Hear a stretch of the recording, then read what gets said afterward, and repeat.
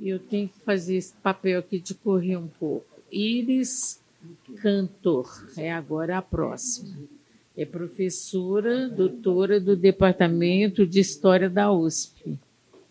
É também do Conselho Deliberativo do Instituto de Estudos Brasileiros, onde participou em vários projetos de Ana Maria. Bom, boa tarde a todos. Muito obrigada, professora Silvia, Janaína, Márcia aqui presentes. Obrigada a todos que já se manifestaram. E é realmente muito emocionante, porque realmente essas inúmeras facetas, né, tornam a trajetória da Ana Maria assim, ainda mais exemplar para a minha geração, e eu acredito que para a geração também vindoura. Num país como o nosso, assim, com uma tendência estrutural para o memoricídio, não é? A Ana, ela foi uma figura central, né? Já foi dito muito sobre o papel dela na Comissão Brasil Nunca Mais, e agora esse depoimento incrível, né, sobre as atividades dela em Moçambique. Eu não sabia que tinha sido uma atividade tão longa. Eu conheci, conversamos algumas vezes sobre esse projeto, mas eu não tinha a visão assim que foi passada pela Vera e que me emocionou muito. Então, eu queria aqui falar um pouco da minha experiência pessoal. A Silvia disse que eu podia fazer um depoimento bem subjetivo. Eu até pensei, não, vou falar do curso que ela bolou para o Departamento de História, porque foi feita uma pequena reforma curricular, e a Ana queria fazer um curso, uma introdução à arquivologia, né, em 6 módulos diferentes. Ela me passou os programas com a bibliografia, perguntou o que eu achava e se eu poderia dar alguns módulos com ela, que foi, para mim, um dos convites mais honrosos que eu já recebi na minha carreira uspiana. Eu entrei em 2003, eu não fui aluna da Ana.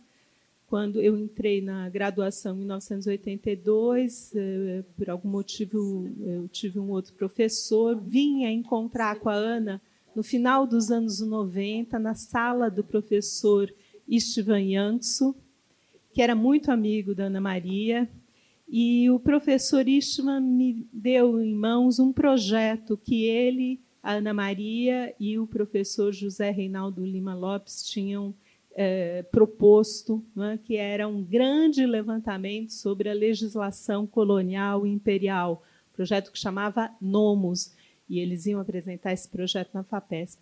Por algum motivo que eu não sei muito bem, o projeto acabou não sendo enviado, não foi implementado, mas era de um rigor, sabe? Aqueles projetos que você aprende a fazer, como é que você formata um projeto para uma instituição de fomento. Depois disso, eu me envolvi num outro grande projeto de pesquisa proposto pela Fundação João Pinheiro, em Belo Horizonte, a edição crítica de um códice do período colonial, chamado Códice Costa Matoso, está aqui na Biblioteca Mário de Andrade, Biblioteca Pública, um códice que tem quase 1000 páginas, e onde eu tive a oportunidade também de fazer pesquisas sobre a compra desse códice na biblioteca, que foi feita pelo Rubens Borba de Moraes, com quem a Ana Maria trabalhou e publicou, não é, aquele belíssimo catálogo da imprensa régia, que é também um monumento à pesquisa da história brasileira no período pós, né, chegada da corte.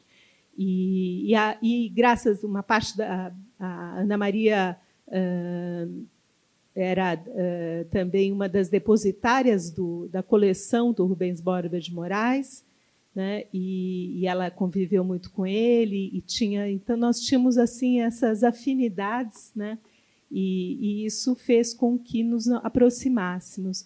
Então, não fui aluna dela, mas tive essa chance, né, essa sorte, realmente, de poder ter essa interlocução, que até então era uma coisa, não é mais... Eu tive que fazer uma pequena biografia sobre a compra desse códice.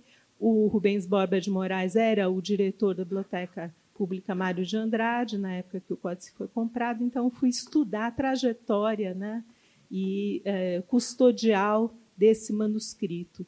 E as fontes que ela me passou e as nossas conversas foram fundamentais. Depois que eu entrei na USP, como um gesto assim de generosidade que se tornou praticamente contínuo, ela sempre aparecia com uma cópia de algum documento, de algum instrumento de pesquisa.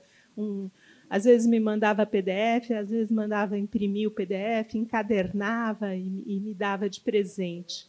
Então, um dos temas que eu desenvolvi no doutorado foi justamente sobre a historiografia, a criação, não é, de uma cultura histórica no século XVIII.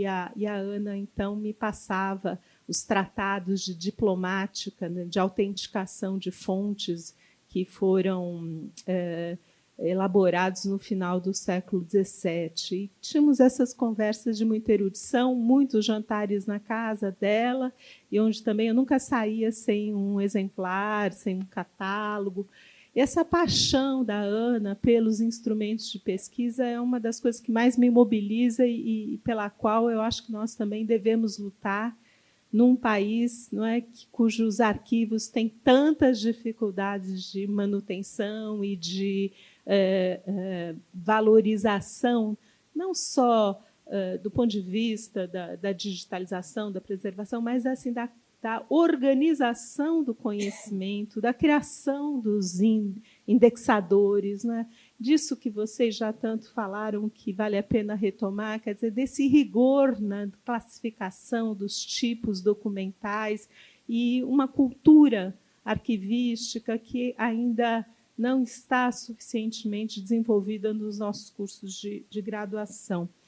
E eu também queria falar um pouquinho da Ana como colega de departamento, a maneira afável, como ela participava de todas as comissões, comissão de correção de provas de pós-graduação, aquele trabalho infernal que era, e os comentários que a gente fazia, essas correções numa mesa, assim, todo mundo discutindo os problemas, né, que apareciam nas correções, as dúvidas.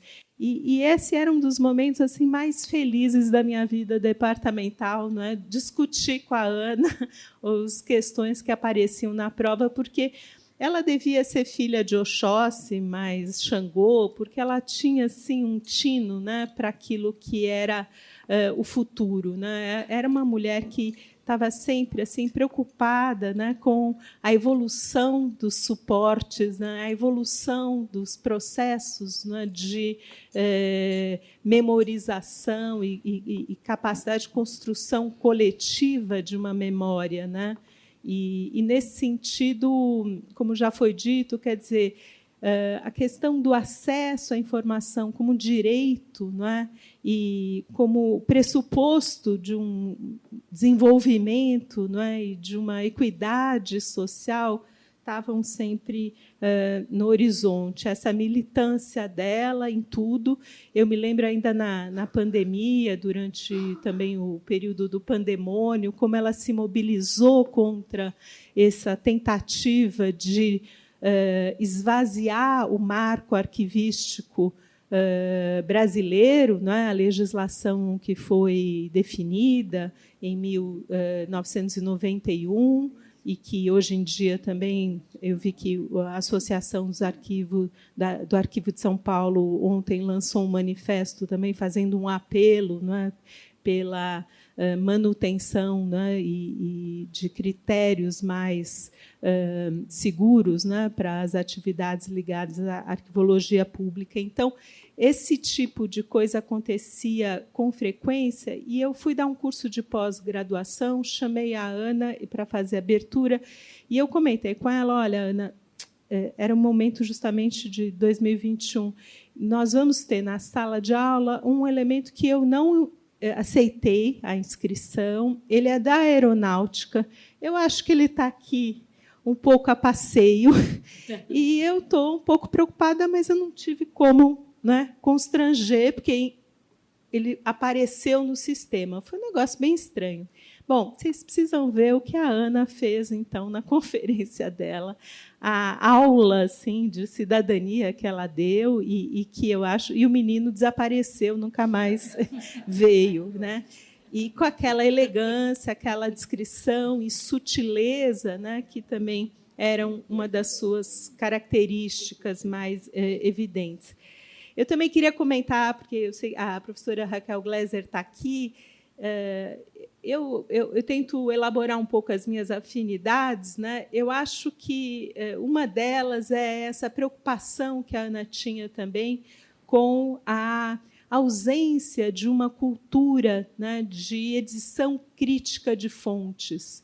Eu acho que ela tinha essa percepção, não é, de que os nossos cursos de graduação tinham que se dedicar mais, né, a não só publicar manuscritos, mas fazer o trabalho, não é, que o arquivista, o documentalista, o bibliógrafo faz, né, quando publica um texto. Então, texto, contexto, não é, a trajetória dos documentos, isso que constitui, né, e que dá significado, singularidade, identidade para um povo, para uma nação. Então, eu queria agradecer essa possibilidade, dizer que a Ana também tem um trabalho e uma importância no âmbito latino-americano. Ela fez parte, né, da comissão do chamado Programa Memória do Mundo, Latinoamérica e Brasil. Ela foi uma das, junto com a Belotto, né, a professora Belotto, ela participou da implantação do Programa Memória do Mundo Unesco no Brasil. E, então, acho que a gente também tem que conhecer melhor a importância dessas grandes guerreiras, né, que se foram esse ano, no âmbito também do seu impacto da arquivologia latino-americana ou ibero-americana.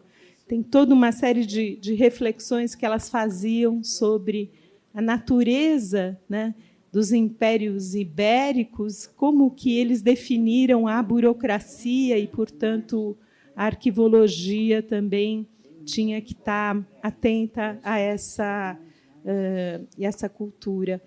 Então, eu quis apenas mostrar essa mais uma das facetas, né, da professora Ana Maria, e dizer que, inúmeras vezes, ela também me socorreu, e várias vezes eu também era procurada e dizia assim: olha, isso eu não posso resolver, vou te mandar para a Ana Maria. E a Ana Maria acolhia quem chegava.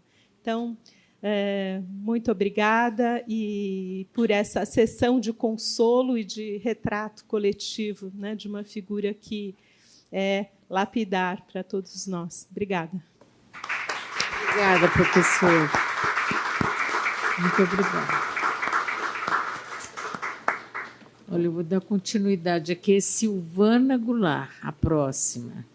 É mestre em História pela USP, junto com Ana Maria Camargo, publicou Centro de Memória, uma proposta de definição e tempo e circunstância, a abordagem contextual dos arquivos pessoais. Dedica-se à consultoria, centros de memórias e gestão de documentos históricos. Muito obrigada. Tá bom? Estão ouvindo? Eu já ia reclamar que esqueceram de mim. Mas eu vim aqui, eu me apresentava, imagina.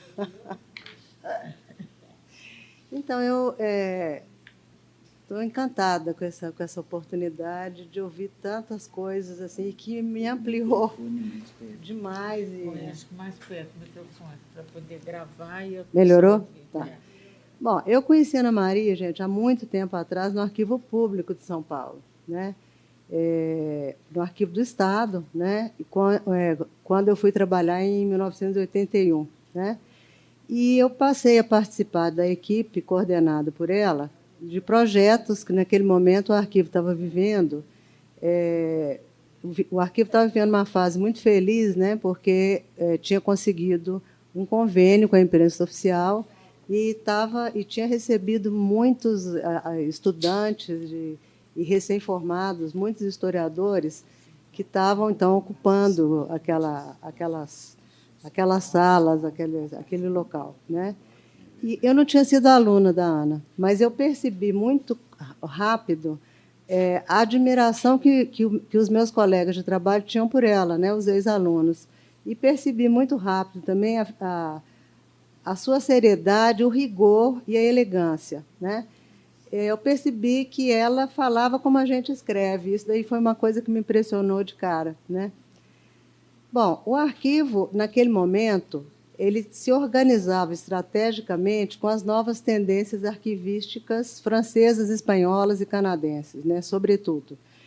Mas assim, havia uma missão anterior a cumprir, né, que era, na verdade, como em São Paulo não tinha o curso de arquivologia, a missão anterior era formar aqueles novos funcionários contratados, aquela leva de pessoas que, no curso de História, infelizmente, não tinham nenhuma orientação em arquivo, né? Coisa que a Ana veio a fazer depois, nos últimos anos, quando ela dava na USP uma introdução aos estudos arquivísticos, numa sala com mais de 100 pessoas, sempre uma sala lotadaça, né? Porque as pessoas precisavam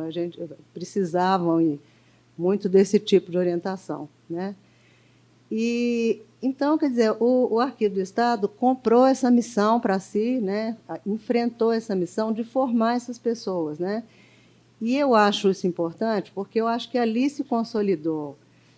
A Ana, nesse momento, se consolidou uma ideia que ela viria a defender ao longo da vida, de que a formação do arquivista deveria ser dada na pós-graduação, porque ela acreditava que só com maior maturidade intelectual o arquivista compreenderia melhor a extensão e a profundidade das suas funções, né?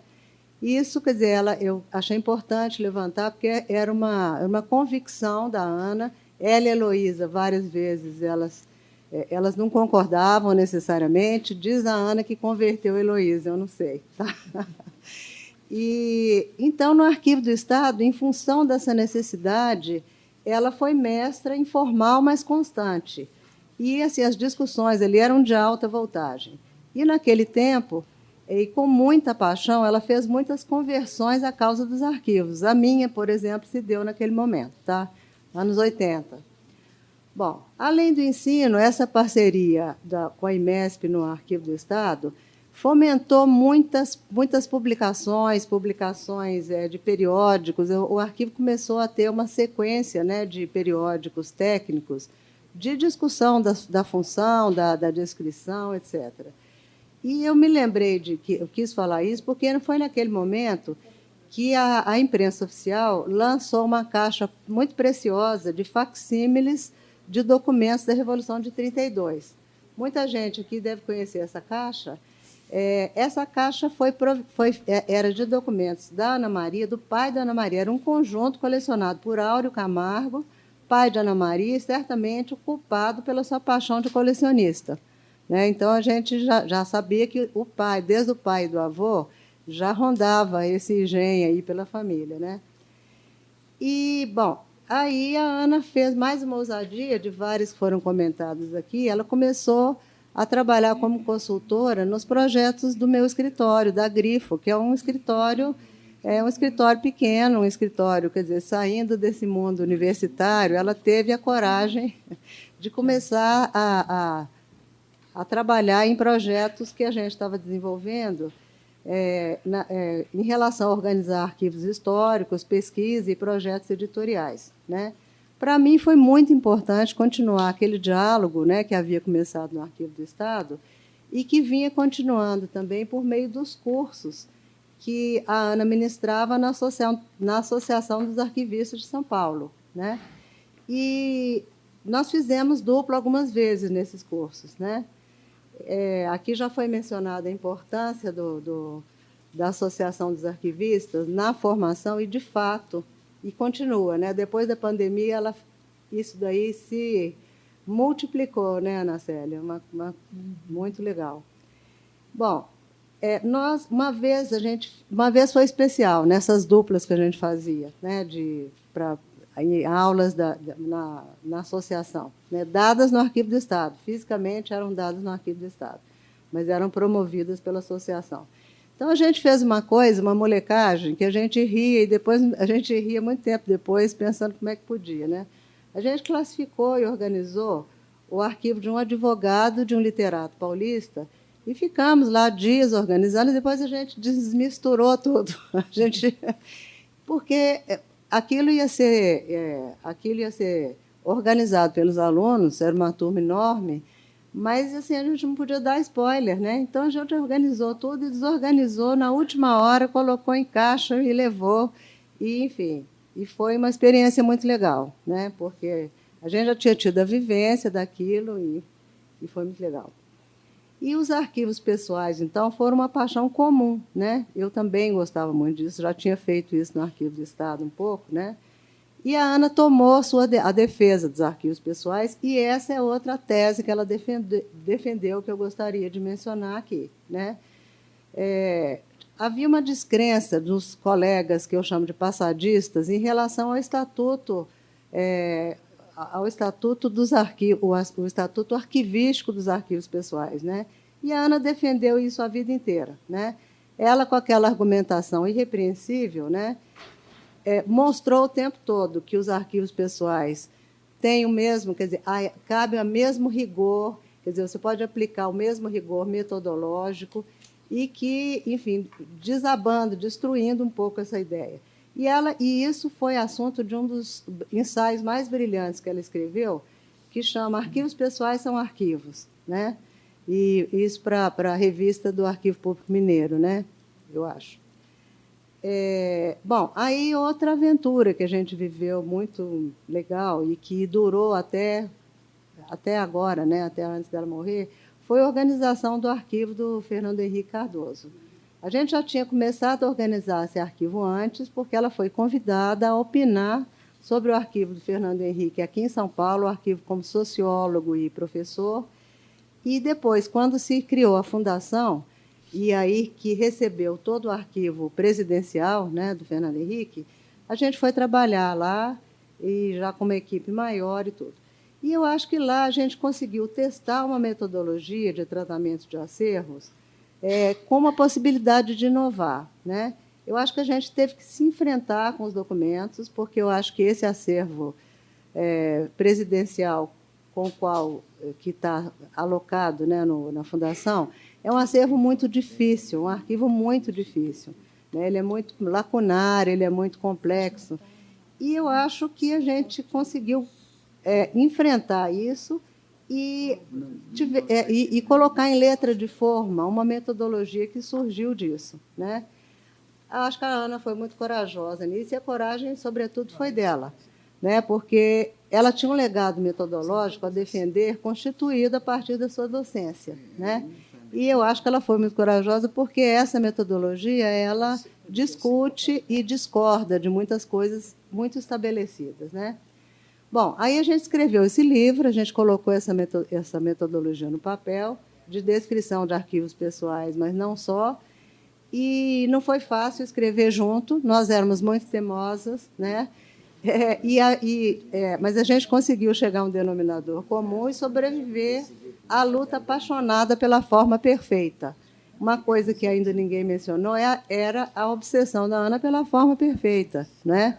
E eu ficava brava, porque quando ela me passava limpo, eu ficava brava, porque eu achava que o que eu tinha escrito era uma coisa, era uma boa forma também.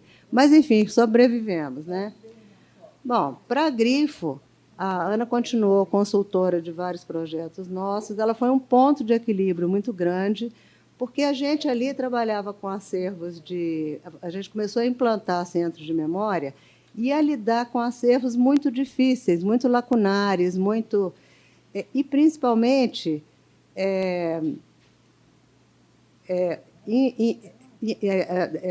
acervos de empresas públicas e privadas, mas a gente tinha que convencer a esses detentores desses acervos o quão eles eram importantes para a história social. Porque, enquanto você está no mundo da academia, você tem algum nível de diálogo mais fácil, não sei, né? Também posso estar enganada. Mas, e em função dessas consultorias que ela fez na Grifo, né, a gente acabou fazendo uma longa consultoria no SESC de São Paulo, no SESC Memórias, que nos deu, eu acho, também condição de escrever um segundo livro sobre centros de memória, porque aí foi uma longa consultoria que aprofundou muitos conceitos, muitas conversas e tal. Bom, para mim foi muito importante a presença da Ana, para mim, em termos assim, de organizar ideias, checar ideias, dar clareza. Eu acho que eu consegui amadurecer e trabalhar melhor nesse trabalho de centros de memória, né? A Ana, muitas vezes, lutava com dificuldade de renunciar a parâmetros só acadêmicos, né, para se adaptar à realidade histórica dos centros de memória, a realidade híbrida dos centros de memória, em organizações que mal compreendem a importância de seus acervos. Então, para ela não era fácil, porque muitas vezes ela tinha que abrir mão desse, não do rigor, tá, mas entender que aquilo vinha de um outro mundo e que era ou fazer da melhor forma possível e fazer uma catequese contínua e permanente para você preservar coisas muito interessantes que passaram, que hoje já estão ganhando um estatuto de acervos consultáveis, enfim, e que passam a fazer parte da historiografia brasileira, né? Bom, eu vou terminar, mas assim, o que fica... esse livro também não foi fácil de escrever, mas o que segura tudo é a paixão pelos documentos, muito forte para ambas. Terminando, eu queria falar assim, é muito difícil você entender uma pessoa, né? Principalmente uma pessoa multifacética, né? Como a Ana Maria. Mas aí eu me deparei outro dia com um texto, um escrito do Bernardo Soares, né? Que é heterônimo do Fernando Pessoa, e quando eu li aquilo, eu me encontrei com a Ana em algum lugar, sabe? E esse texto fala o seguinte, isso é a fala do Bernardo Soares sobre a vida dele, né? Ele fala, se a Rua dos Douradores representa para mim a vida com letra maiúscula, tá? Este meu segundo andar representa para mim a arte com letra maiúscula. A arte que alivia da vida sem aliviar de viver, que é tão monótona como a mesma vida, mas só em lugar diferente. Aí, quando eu li isso, eu me lembrei da casa da Ana, tá? Onde reinava a grande arte. Aqueles livros todos, aqueles documentos de pessoas comuns, né? As coleções que ela almejava completar, o arquivo da escola onde ela estudou e lecionou, o conjunto de canetas em um armarinho antigo, os quadros, as belas peças de adorno. Tudo isso aliviava a Ana da vida banal, comezinha, trivial e corriqueira. Dessa vida ela não gostava. E aliviava ela também da discreta descrença que ela tinha em relação à humanidade, até com bastante razão, né?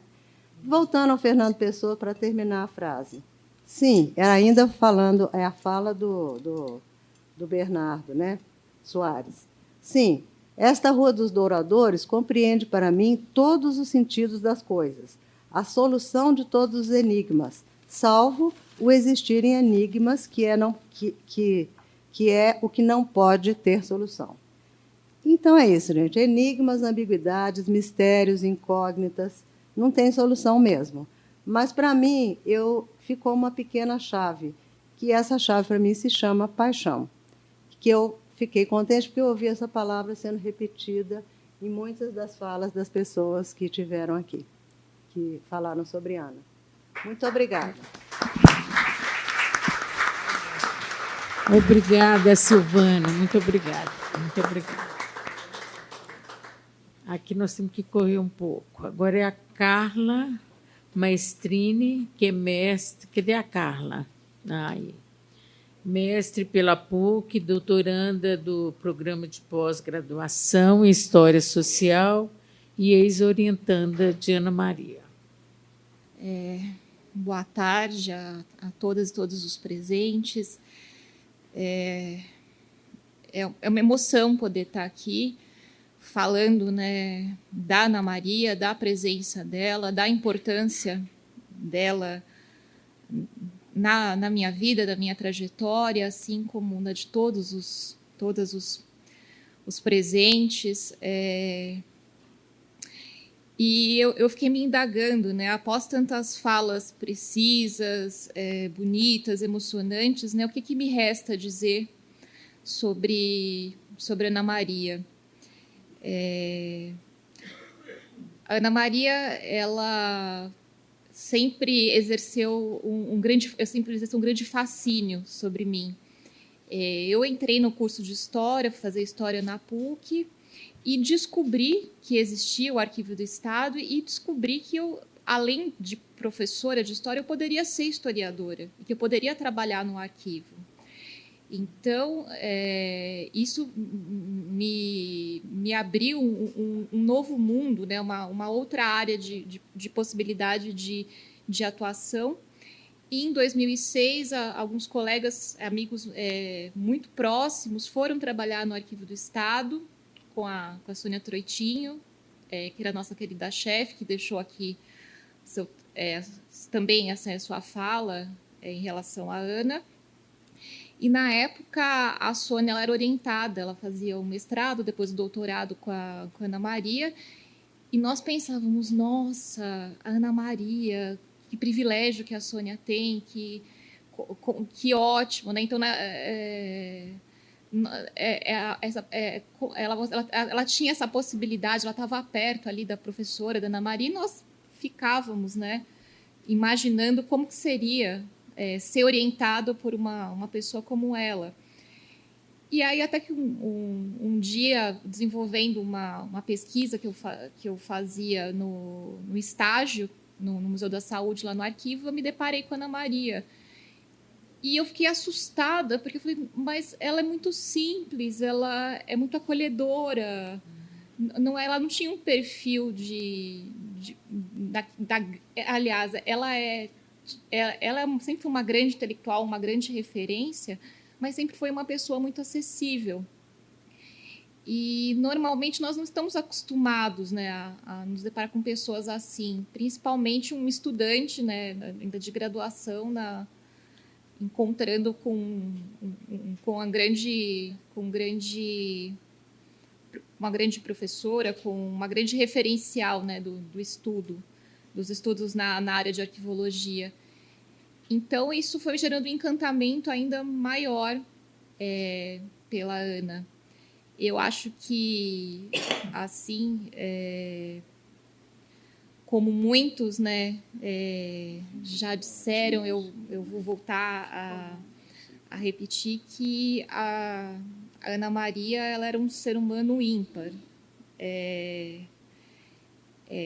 Uma pessoa que contribuiu muito para a formação de centenas posso até dizer milhares de estudantes, de profissionais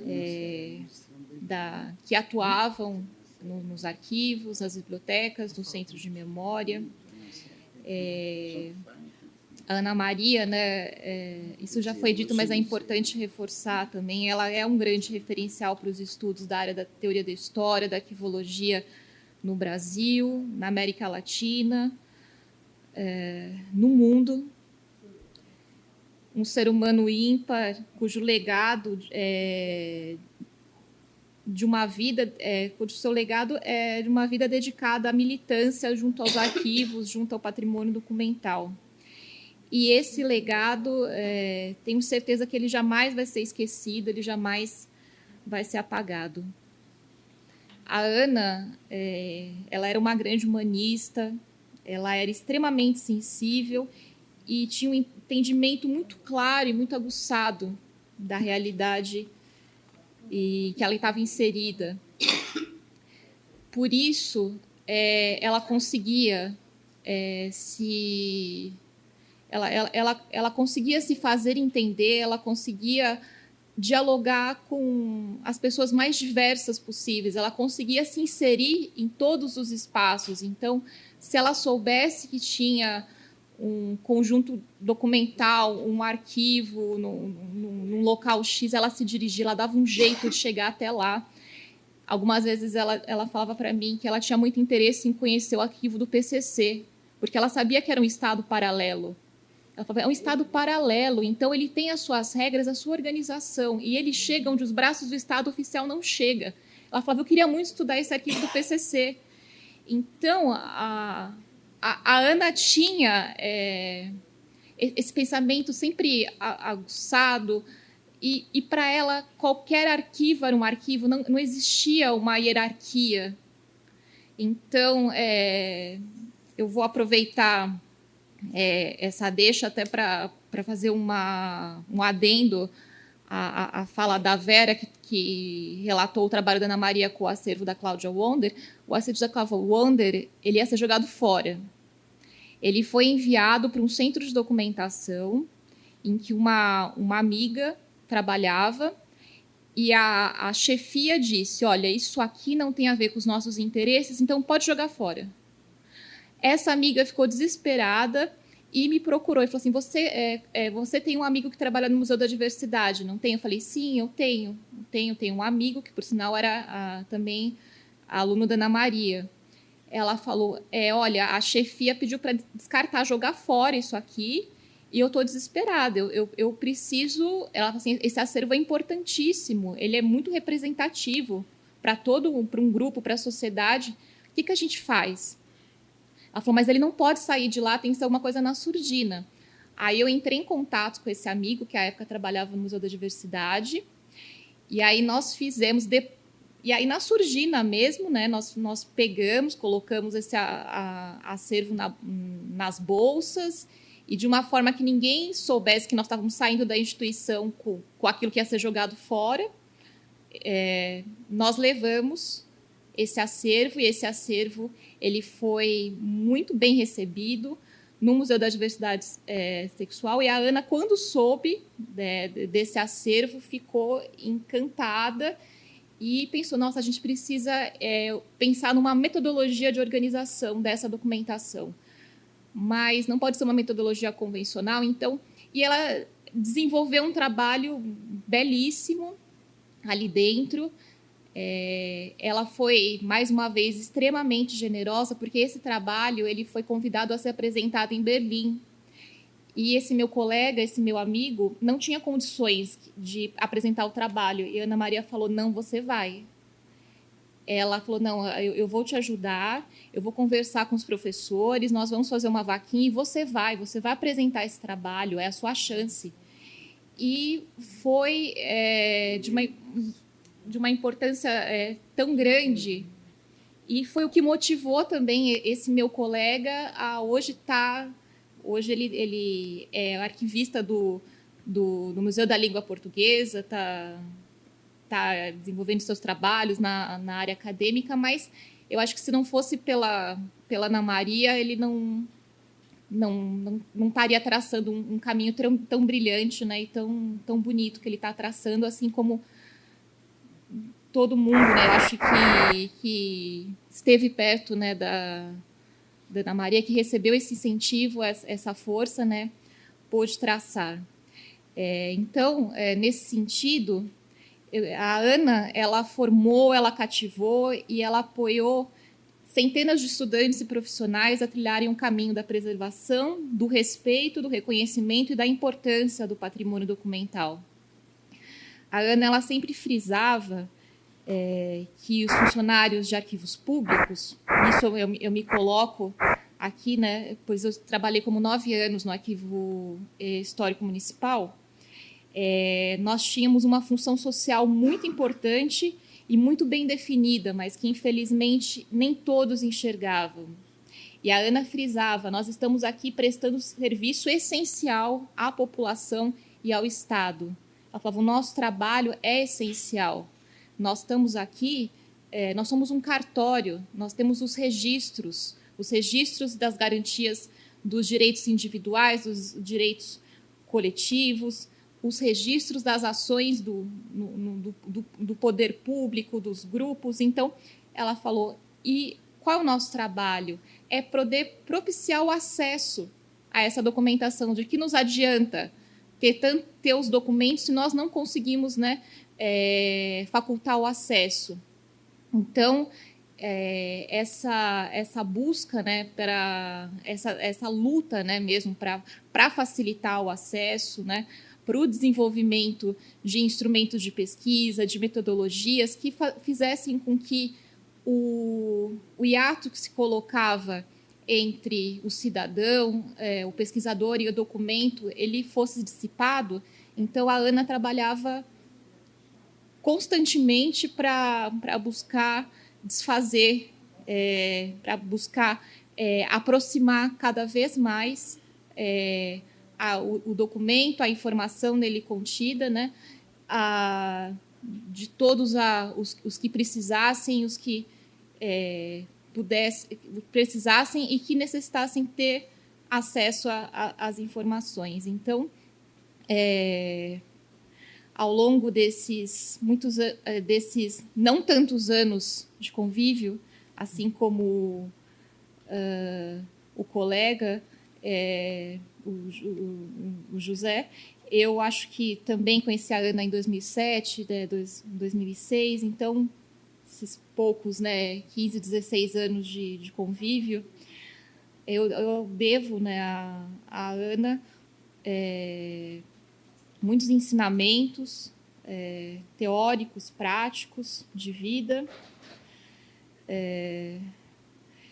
e reforço ainda mais, né, que com a sua generosidade, com a sua simplicidade, a Ana, ela sempre nos engrandecia e ela nos tornava pessoas melhores. Hoje eu sinto, né, que eu sou uma pessoa melhor após ter convivido, após ter aprendido, após ter vivenciado experiências, né, próxima e ao lado da Ana Maria. E, para encerrar, eu gostaria de pedir licença a todos para ler um pequeno texto que eu escrevi para Ana Maria no dia da sua partida.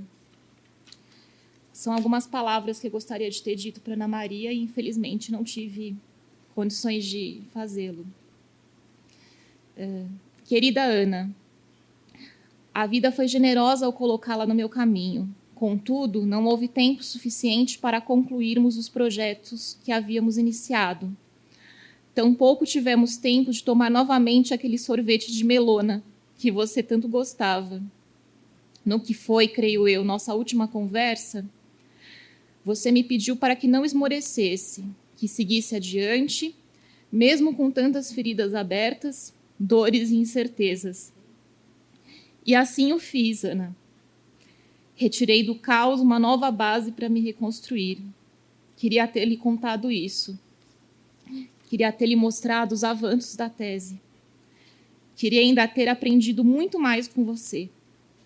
No fim, só sei que onde quer que você esteja, estará sempre comigo. Com amor, carinho e admiração, Carla. Obrigada.